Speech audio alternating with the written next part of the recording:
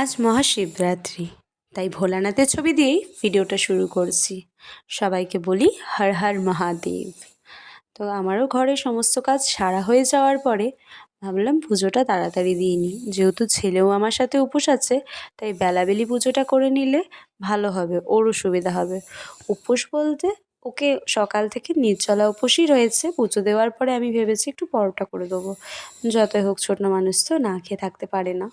আর আমি যেমন যেটা করি নির্জলা ব্রতই করব, সন্ধ্যার সময় আবার আমি জল ঢেলে তারপর খাবো কিছু।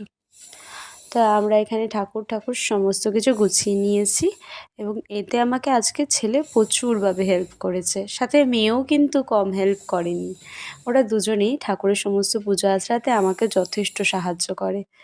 কারণ তাই মহাদেবের পঞ্চামৃত বানিয়ে আমি আর ছেলে মিলে ঢেলে নিলাম মহাদেবের মাথাতে, এবং ভাবলাম গোপুসোনাকেও আজকে পঞ্চামৃত দিয়ে স্নান করাই। তাই আমি, ছেলে আর মেয়েও বায়না করলো গোপুসোনার সমস্ত কাজ করতে। মেয়ে ছোটোর থেকেই খুবই আগ্রহী, ওর যেন খুব ভাল লাগে গোপুসোনার সমস্ত কাজ করতে। তাই আমরা তিনজন মিলেই গোপুসোনাকে আজকে পঞ্চামৃত দিয়ে স্নান করালাম। ভিডিওটা আগে দেওয়া হয়ে গেছে, কারণ ভিডিও এডিটিংয়ের সময় না আগে কিছুতে আমার অনেক অসুবিধা হয়ে যায়।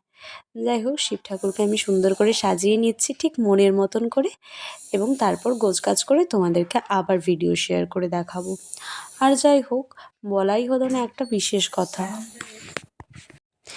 আমাদের এখানে বিশাল অনুষ্ঠান হচ্ছে মহাশিবরাত্রির জন্যে। কারণ আমাদের এখানে শিবের মন্দিরে প্রাণ প্রতিষ্ঠা হচ্ছে। মন্দিরটা অনেক দিন ধরেই হচ্ছিল, এবং এইবার সেই সঠিক সময় বলে না, সব কিছুর একটা নির্দিষ্ট সময় থাকে। তো এই মহাশিবরাত্রিতেই শিব ঠাকুরের প্রাণ প্রতিষ্ঠা হচ্ছে এই মন্দিরের মধ্যে। তো আমরা 3 দিন ধরে খুব মজা করছি। ভিডিওগুলো শেয়ার করব, আসলে সময় পাওয়া যাচ্ছে না বলে আমি শেয়ার করছি না, তবে সব ভিডিওই আমার কাছে আছে। তা আমি, মেয়ে, ছেলে আমরা তিনজন মিলেই খুব আনন্দ করছিলাম পুজোতে।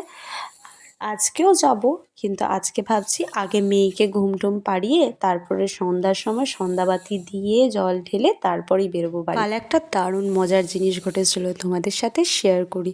সেটা হলো এই যে, কালকে আমরা যখন বরযাত্রী যাচ্ছিলাম মহাদেবের, সেই সময়তে আমার খুব তিলক কাটার ইচ্ছা হচ্ছিল, এবং আমি সামনে যেতেও লজ্জা পাচ্ছি।